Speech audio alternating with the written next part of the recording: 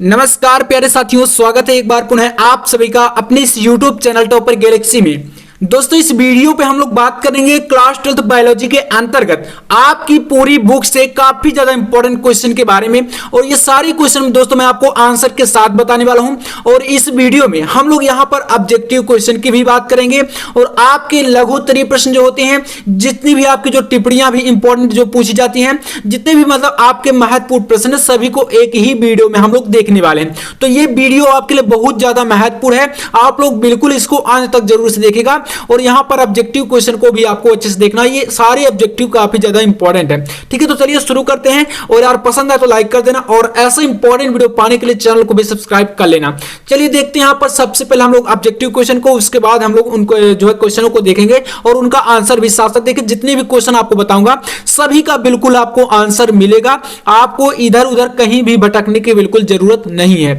ठीक है, तो चलिए देखिए नंबर 1 क्वेश्चन कह रहा है कि गुणसूत्रों का निर्माण होता है। देखिए दोस्तों, जो गुणसूत्र होते हैं इनका निर्माण कहां पर होता है? बॉडी में जैसे कुछ पार्ट होते हैं, जैसे कि आपका पहला क्या है, यूक्रोमैटिन से, सेकंड है आपका हेट्रोक्रोमैटिन से, नेक्स्ट आपका फर्स्ट व सेकंड दोनों यानी कि आपका इससे भी और आपका सेकंड जो है हेट्रोक्रोमैटिन इससे भी, और नेक्स्ट आपका इनमें से कोई नहीं। देखिए इसमें आपका होता है यूक्रोमैटिन या आपका हेट्रोक्रोमैटिन दोनों। ठीक है, तो यानी जो गुणसूत्रों का निर्माण होता है वो है फर्स्ट और सेकंड दोनों से होता है, यानी दो आपका जो ऑप्शन नंबर 3 होगा यह बिल्कुल आपका राइट हो जाएगा, है ना। तो इसमें हमारा हो जाएगा फर्स्ट व सेकंड दोनों से। चलिए नेक्स्ट क्वेश्चन देखिए। दूसरा प्रश्न कह रहा है कि आरएनए अणु में थायमीन का विस्थापन होता है। देखिए दोस्तों, जो आपका आरएनए अणु होता है इसमें जो थायमीन का विस्थापन होता है किसके द्वारा होता है? इसमें कुछ बेस पाए जाते हैं, क्षार पाए जाते हैं, जैसे कि आपका पहला क्या है, ग्वानिन से, नेक्स्ट है आपका यहाँ पर यूरेसिल, इसके बाद है नेक्स्ट आपका साइटोसिन, अगला आपका एडेनिन। तो देखिए इसमें आरएनए अणु में जो थायमीन का विस्थापन होता है वो होता है यूरेसिल द्वारा। ठीक है, किससे? यूरेसिल द्वारा, यानी कि इसके आपका जो सेकंड ऑप्शन होगा राइट होगा, तो यूरेसिल द्वारा। चलिए नेक्स्ट क्वेश्चन देखिए। अगला आपका आता है, कह रहा कि संदेशवाहक आरएनए का निर्माण होता है। देखिए दोस्तों, जो आपका संदेशवाहक आरएनए होता है एमआरएनए, ठीक है, तो ये आपका मैसेंजर होता है, मतलब संदेशवाहक। तो मतलब संदेशवाहक जो आरएनए होता है इसका निर्माण होता है कैसे? तो कहां पर होता है? तो आपका पहला क्या है, केंद्रक में, नेक्स्ट आपका राइबोसोम्स में, अगला आपका ऑप्शन है गाल्गी काय में, और नेक्स्ट आपका इनमें से कोई नहीं। तो देखिए जो संदेशवाहक दोस्तों आरएनए होता है इसका निर्माण होता है केंद्रक में। कहां पर? केंद्रक में, यानी जो आपका ऑप्शन नंबर फर्स्ट, ठीक है, पहला ऑप्शन राइट होगा केंद्रक में। ठीक है, तो ये आपको हो जाएगा संदेशवाहक आरएनए का निर्माण इसमें, ठीक है, केंद्रक में होता है। नेक्स्ट देखिए अगला क्वेश्चन कह रहा कि कैंसर रोग के कारक को कहते हैं। चौथा प्रश्न है आपका, जो कैंसर रोग के कारक होते हैं इनको क्या कहते हैं? म्यूटांस बोला जाता है, या इंटरफेरॉन बोलते हैं, या कार्सिनोजेंस बोलते हैं, या ट्यूमर बोलते हैं। तो देखिए जो कैंसर रोग का कारक होता है दोस्तों इसे बोलते हैं कार्सिनोजेंस। क्या बोलते हैं? कार्सिनोजेंस, यानी कि आपका जो ऑप्शन नंबर 3 जो तीसरा विकल्प होगा इसमें बिल्कुल राइट हो जाएगा, कार्सिनोजेंस। ठीक है, तो ये कैंसर रोग के कारक होते हैं। इसके बाद आपका आता है 5वां प्रश्न। देखिए कह रहा कि एंटीबॉडीज होती है। एंटीबॉडीज क्या होती है? लिपिड होता है, खनिज होता है, प्रोटीन होता है, या शर्करा होती है। तो देखिए जो एंटीबॉडीज होती है एक प्रकार का प्रोटीन होता है। ठीक है, यानी कि इसमें आपका जो तीसरा विकल्प होगा प्रोटीन, यह राइट होगा। तो एंटीबॉडीज क्या होता है दोस्तों? तो ये एक प्रकार का प्रोटीन होता है ना। तो यहां पर आपका हो जाएगा 3rd ऑप्शन बिल्कुल करेक्ट। नेक्स्ट देखते हैं 6वां क्वेश्चन। क्वेश्चन नंबर 6 कह रहा है कि सर्वप्रथम खोजी गई एंटीबायोटिक है। तो यार ये तो चुटकियों वाला क्वेश्चन है भाई साहब। देखिए यहां पर पहला क्या है, पेनिसिलिन, नेक्स्ट है आपका यहां पर एरिथ्रोमाइसिन, नेक्स्ट है आपका यहां पर एम्फोटेरिसिन, इसके बाद यहां पर क्लोरेम्फोनिकाल। ठीक है, तो यहां पर आपका देखिए इसका आपका जो राइट होगा, सर्वप्रथम खोजी गई आपकी जो एंटीबायोटिक है वह क्या है? पेनिसिलिन है, और पेनिसिलिन की खोज अलेक्जेंडर फ्लेमिंग। ठीक है, तो यहां पर आपका जो फर्स्ट ऑप्शन होगा बिल्कुल राइट होगा। तो पेनिसिलिन आपका सर्वप्रथम खोजी गई क्या है? एंटीबायोटिक है। नेक्स्ट देखिए आपका 7 नंबर क्वेश्चन कह रहा है कि एपिसोम्स किससे संबंधित होते हैं। ठीक है, तो देखिए जो आपके यहां पर क्या है, एपिसोम्स। ठीक है, एपिसोम किससे संबंधित हैं? तो गुणसूत्र से, या आरएनए से, या यहां पर क्या है प्लाज्म से, या गाल्गी काय से। तो देखिए जो एपिसोम्स है किससे संबंधित होते हैं? गुणसूत्र से संबंधित होते हैं, यानी इसमें जो आपका फर्स्ट ऑप्शन होगा बिल्कुल राइट होगा। तो देखिए एपिसोम्स किससे संबंधित होते हैं? तो ये दोस्तों गुणसूत्र से संबंधित होते हैं, यानी कि इसमें फर्स्ट ऑप्शन हमारा राइट होगा। तो दोस्तों इस प्रकार से ये सारे आपके ऑब्जेक्टिव टाइप के क्वेश्चन है जो कि एकदम मोस्ट इंपॉर्टेंट है आपके लिए। तो अब हम लोग यहां पर कुछ जो है क्वेश्चनों को देखते हैं और उनका आंसर भी देखते हैं। तो देखिए आपका फर्स्ट क्वेश्चन क्या कह रहा है। तो पहला प्रश्न है आपका दोस्तों यहाँ पर बायोगैस से, ठीक है। इससे आपका एक क्वेश्चन यार बनता है बोर्ड एग्जाम में हर बार, है ना। तो देखिए जो बायोगैस है क्या है, क्वेश्चन कह रहा कि क्या है, या तो देखिए ऐसा भी आ जाता है कि बायोगैस पर टिप्पणी करिए, है ना। तो यहाँ पर हम लोग बायोगैस का टिप्पणी हो चाहे जो भी हो हम लोग इसको खत्म कर देते हैं। चलिए तो देखिए यहाँ पर आपको किस प्रकार से लिखना है इसका आंसर। तो बायोगैस विभिन्न गैसों का एक मिश्रण है, आपको ये पता होगा ना बायोगैस किससे होती है, तो एक प्रकार से गैसों का मिश्रण होता है, क्योंकि ये जो बनाई जाती है इसमें कई सारी गैसें होती हैं, है ना। तो बायोगैस क्या है, विभिन्न गैसों का मिश्रण है जो अवायवीय सूक्ष्म जीवों के द्वारा घरेलू तथा कृषि अपशिष्ट पदार्थों का उपयोग करके उत्पन्न की जाती है ना। आप लोग देखते हैं कि एक प्रकार से जो जितने भी अपशिष्ट पदार्थ होते हैं, अवशेष होते हैं, उनसे क्या होता है, ये गैस बना ली जाती है ना, बायोगैस। तो यही है यहाँ पर कि घरेलू जो अपशिष्ट पदार्थ होते हैं या जो कृषि के लिए अपशिष्ट पदार्थ होते हैं उनका उपयोग करके इसका निर्माण किया जाता है। और बायोगैस में जो 50 से 70% मीथेन गैस होती है, मुख्य जो इसका मतलब घटक होता है, क्योंकि ऐसा भी क्वेश्चन आता है कि बायोगैस क्या है और इसके घटकों को बताइए। जब ऐसा प्रश्न आएगा आपके सामने तब आप यहां पर क्या करेंगे, ये वाले जो आगे की चीजें इनको बता देंगे कि जो बायोगैस है इसमें 50 से 70% क्या होता है, मीथेन होती है। इसके अलावा 30 से 40% CO2 यानी कि कार्बन डाइऑक्साइड गैस होती है। इसके अलावा यहां पर क्या होता है, अल्प मात्रा में एथेन, प्रोपेन, यहां पर हाइड्रोजन, और यहां पर क्या है H2S यानी कि हाइड्रोजन सल्फाइड ये गैसें होती हैं, है ना। तो ये क्या है, बायोगैस के घटक हैं। जब मान लीजिए मैंने बताया ना कि जब क्वेश्चन कह रहा है कि बायोगैस क्या है और बायोगैस के घटक बताइए, तो यहां पर आपको बायोगैस एक प्रकार से गैसों का मिश्रण है, आपको ये बता देना है और कैसे बनाई जाती है। तो ये आपका यहां पर हो गया। और अगर घटक की बात करें तो इसमें ये घटक हो जाएंगे इसके गैसें जो मिश्रित इसमें होती हैं, ठीक है। तो ये हो गया इसका जो है कंप्लीट आंसर। नेक्स्ट देखते हैं अगला आपका नंबर 2, कह रहा कि स्विस पनीर में बड़े छिद्रों का कारण बताइए। यानी कि जो स्विस चीज पनीर होती है इसमें जो बड़े छिद्र होते हैं वह किस कारण से होते हैं, ठीक है। तो चलिए इसका देखिए यहाँ पर कह रहा है आंसर आपका है कि प्रोपियोनी बैक्टीरियम शेरमानी नामक जीवाणु की उपस्थिति के कारण स्विस चीज पनीर में बड़े बड़े छिद्र होते हैं। यानी यहाँ पर दोस्तों देखिए ये एक पॉइंट है ना यार, पॉइंट को जरूर से देखा करिए। मैं आपको यही बताता हूं कि सबसे पहले आप पॉइंट पकड़िए। जैसे यहाँ पर क्या है जो आपका आ रहा है प्रोपियोनी बैक्टीरियम शेरमानी, ठीक है। तो ये आपका क्या है, इसमें जीवाणु है। तो ये आ सकता है ऑब्जेक्टिव में क्वेश्चन भी आ जाता है। मान लीजिए पूछ लेगा कि जो स्विस चीज पनीर होती है इसमें बड़े छिद्रों का कारण किस जीवाणु के कारण होता है, तो आप क्या करेंगे वहां पर आप समझ लीजिए कि प्रोपियोनी बैक्टीरियम शेरमानी यह क्या है, एक प्रकार का जीवाणु है और इसके कारण स्विस चीज पनीर पर जो है बड़े छिद्र होते हैं, है ना। तो ये दोस्तों हमारा हो जाएगा इसका राइट आंसर। अब इसके बाद देखते हैं नेक्स्ट क्वेश्चन।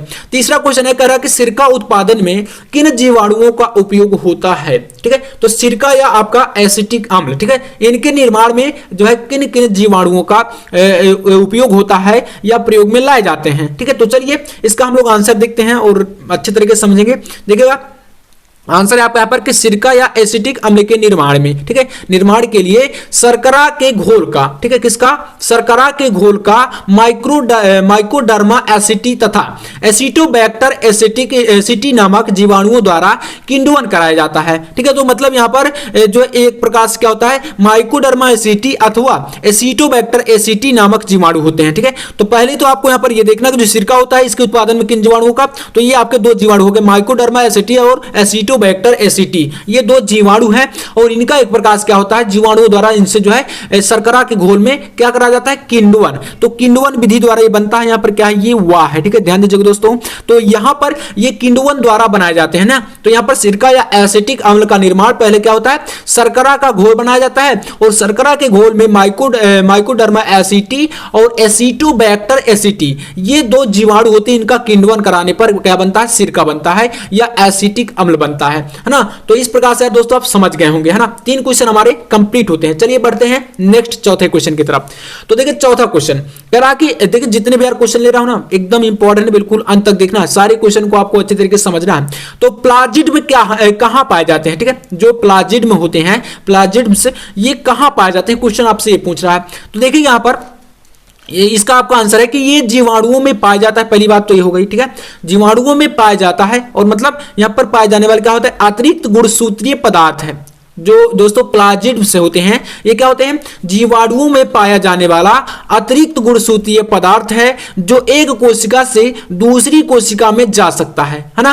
तो ये इसका मतलब क्या होता है, एक प्रकार से जैसे मतलब यहाँ पर क्या कुल मिलाकर गुणसूत्र है और गुणसूत्रीय पदार्थ होता है तो कोशिकाओं में इनका आदान प्रदान होता रहता है। तो अर्थात आप ये समझ गए यहाँ पर कि ये एक प्रकार से जो गुणसूत्रीय पदार्थ जो जीवों में पाया जाता है और एक प्रकार से जो ये एक दूसरे कोशिकाओं में ट्रांसफर होते हैं यानी कि जा सकता है, तो यही आपका क्या है, प्लाज्मिड्स होता है। तो ये आपका इसका इतना आंसर हो गया। इसके बाद देखिए जो प्लाज्मिड होता है प्रायः जीवाणुओं व ईस्ट में पाए जाते हैं। कहां पर, तो ये जीवाणुओं व ईस्ट में पाए जाते हैं और इनका प्रयोग डीएनए पुनर्योगज तकनीकी में संवाहक के रूप में किया जाता है ना दोस्तों। देखिए इसका उपयोग अगर पूछ ले क्वेश्चन आपसे कि प्लाज्मिड कहां पाया जाता है तो आप ये बताएंगे कि प्लाज्मिड जीवाणु और ईस्ट में पाए जाते हैं। और इसके अलावा क्या होता है, ये इसका जो उपयोग है वह डीएनए पुनर्योगज में तकनीकी में एक संवाहक के रूप में किया जाता है। और अगर क्वेश्चन कहता है कि आपको मतलब इसके बारे में बताना है कि ये क्या होते हैं, तो ये एक प्रकार से क्या होते हैं, गुणसूत्रीय पदार्थ होते हैं, है ना, जो जीवाणुओं में पाए जाते हैं। तो यार आप इतने 4 क्वेश्चन आपको क्लियर हो गए होंगे, मैं अपनी तरफ से पूरी कोशिश करता हूं। तो 4 क्वेश्चन हुए हमारे। अब बढ़ते हैं नेक्स्ट आपका 5वां क्वेश्चन। तो देखिए 5वां क्वेश्चन ये भी काफी इंपॉर्टेंट, इस पर आपकी टिप्पणी लिखने के लिए आती है, very very most important question है ये।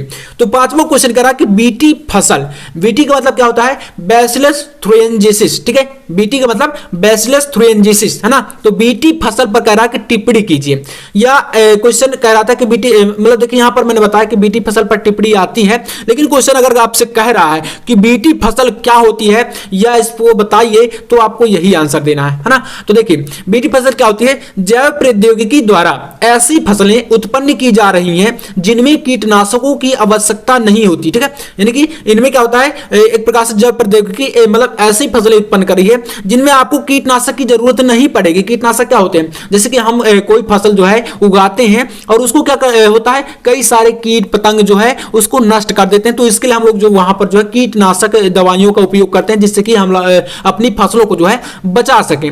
लेकिन यहां पर क्या कर रहा है कि जो जैव प्रौद्योगिकी है इससे ऐसी ऐसी फसलें उत्पन्न की जा सकती हैं या जा रही हैं जिनसे कीटनाशकों का हमें उपयोग नहीं करना पड़ेगा या इनकी आवश्यकता ही नहीं पड़ती या नहीं होती, क्योंकि ये पादप जातियां पीड़क प्रतिरोधी होती हैं। क्या होती हैं, जो ये पादप जातियां होती हैं एक प्रकार से ये पीड़क प्रतिरोधी होती हैं। और बीटी एक प्रकार का प्रतिविष है, ठीक है, क्या है, बीटी जो है ये एक प्रकार का प्रतिविष है, ठीक है, ये पॉइंट है। अगर ऑब्जेक्टिव में आ जाए तो ध्यान दीजिएगा, इसलिए मैं यहां पर बता दिया आपको कि ये बीटी एक प्रकार का क्या है, प्रतिविष है। और अगर आप अच्छे से नहीं पढ़ रहे हैं और फिर आप लोग पेपर दे के आएंगे और फिर आप लोग यहां पर कमेंट करेंगे तो यार काफी बुरा लगता है ना। तो आप लोग पढ़ा करिए और फिर आप लोग जब बोर्ड एग्जाम में नहीं आता तब आप लोग कमेंट करिए, बाकी आप अपना काम करिए, आपका आएगा 100% आएगा, ठीक है। तो देखिए प्रतिविष है जो बैसिलस थ्रोएंजिसिस जीवाणु से निर्मित होता है।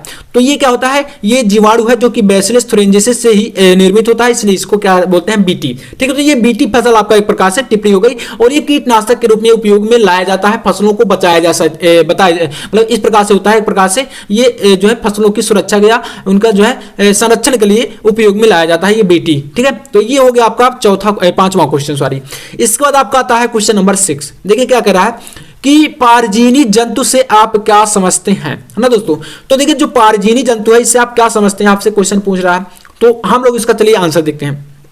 तो देखिएगा ऐसे जीव या जंतु जिनके डीएनए में, ठीक है, ऐसे जीव या जंतु जिनके किसमें, डीएनए में परिचालन विधि द्वारा एक अतिरिक्त जीन व्यवस्थित कर दिया जाता है ना। परिचालन विधि से मैंने आपको दोस्तों क्या बताया था, जो पीसीआर हमने पढ़ा है, पीसीआर, इसमें क्या होता है, कई सारे डीएनए की जो है प्रतिलिपियां या कॉपी तैयार करी जाती है और उनको जो है प्रवेश कराया जाता है। ठीक इसी प्रकार से यहां पर क्या है, कह रहा कि ऐसे जीव या जंतु जिनके डीएनए में, यानी कि जीव जंतुओं के डीएनए में परिचालन विधि, कौन सी, परिचालन विधि से एक अतिरिक्त जीन व्यवस्थित करा दिया जाता है, यानी कि कर दिया जाता है, जो अभिव्यक्ति का भी प्रदर्शन करता है।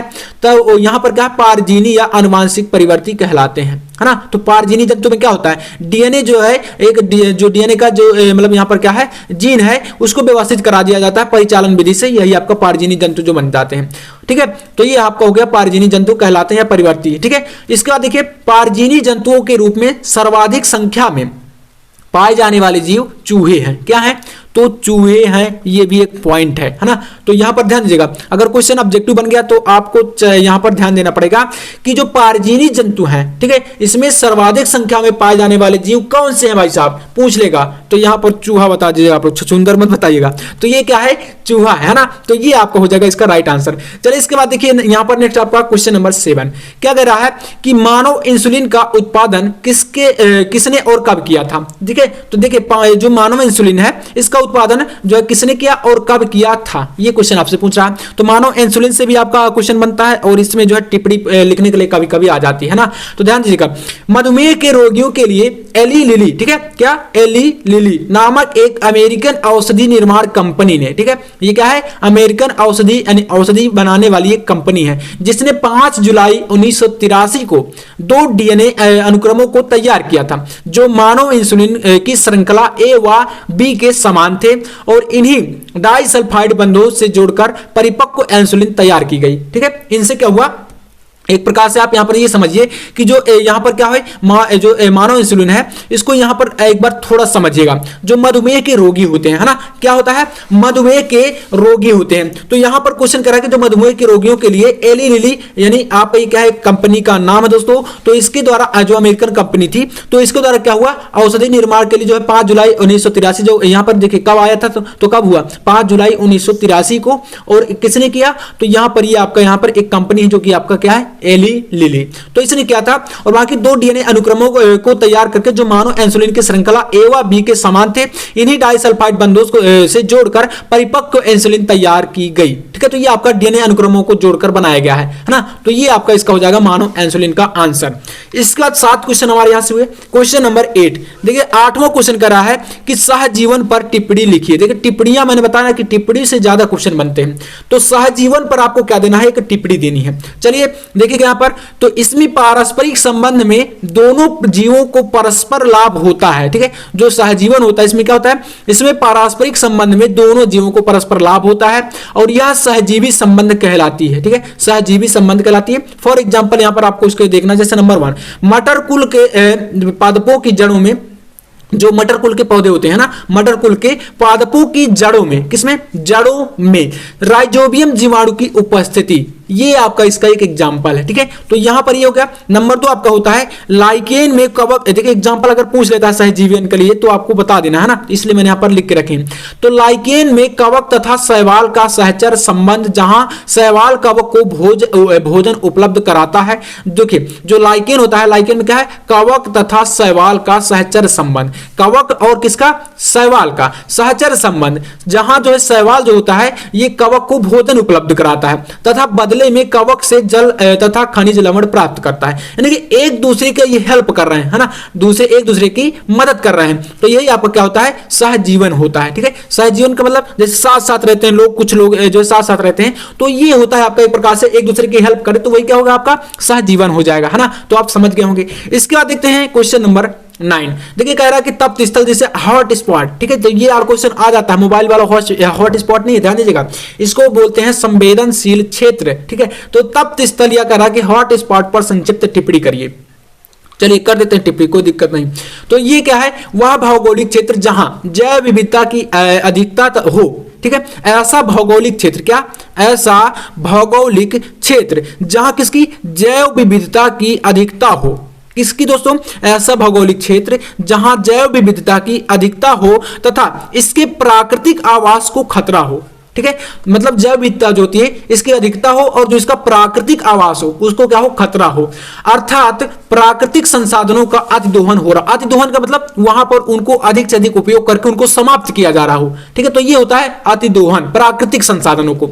जैसे जैव संवेदी क्षेत्र तथा या प्रकार से तप्त स्थल यही कहलाते हैं। ठीक है, तो मतलब जैव संवेदी क्षेत्र बोल सकते हैं या तप्त स्थल, तो इस प्रकार से होता है हॉट स्पॉट। इसके अलावा देखिए भारत में पूर्वी हिमालय तथा पश्चिमी घाट प्रमुख जैव संवेदी क्षेत्र है या तप्त स्थल है या हॉट स्पॉट है। ठीक है, तो ये एक प्रकार से आप समझ सकते हैं। ठीक है, तो ये इसके वर्ड है। संसार में 34 हॉट स्पॉट है। ठीक है, कभी कभी ये ऑब्जेक्टिव में आता तो ये पॉइंट है। ठीक है, तो ये पॉइंट आपका एक बन गया। संसार में कुल कितने हॉट स्पॉट है या तप्त स्थल है या संवेदनशील क्षेत्र है? तो 34। कितने दोस्तों? 34।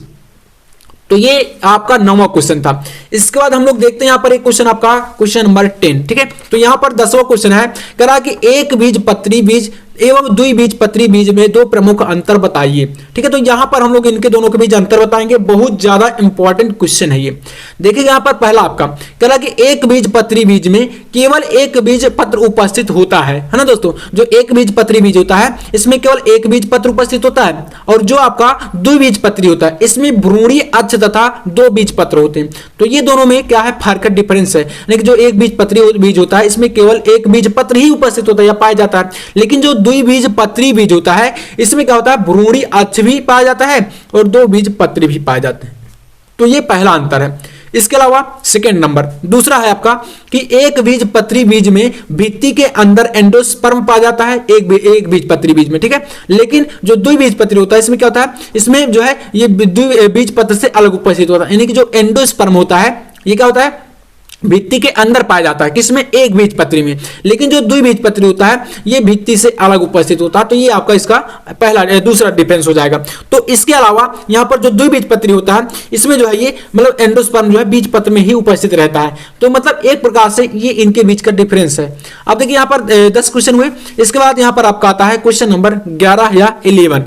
तो असंग जनन क्या है, या कह देता है क्वेश्चन की असंग जनन पर टिप्पणी करिए, है ना। तो असंग जनन क्या है, इस पर हम लोग टिप्पणी करने वाले हैं। देखिएगा यहाँ पर, तो इसका उत्तर है कि इस प्रक्रिया में बिना निषेचन के ही जो अंडाशय होता है, अंडाशय के किसी भाग से बीज में परिवर्तित हो जाना ही असंग जनन कहलाता है। ठीक है, मतलब निषेचन जो फर्टिलाइजेशन प्रक्रिया होती है वह निषेचन नहीं होता है, और इसके अलावा क्या होता है, अंडाशय के किसी भाग से क्या होता है, बीज का निर्माण हो जाता है या बीज में परिवर्तन हो जाता है। तो ये आपका कहलाएगा दोस्तों असंग जनन, है ना। अब देखिए यहाँ पर यह एक प्रकार का अलिंगी प्रजनन है, और जो लैंगिक प्रजनन का अनुहारक होता है या अनुहारक है।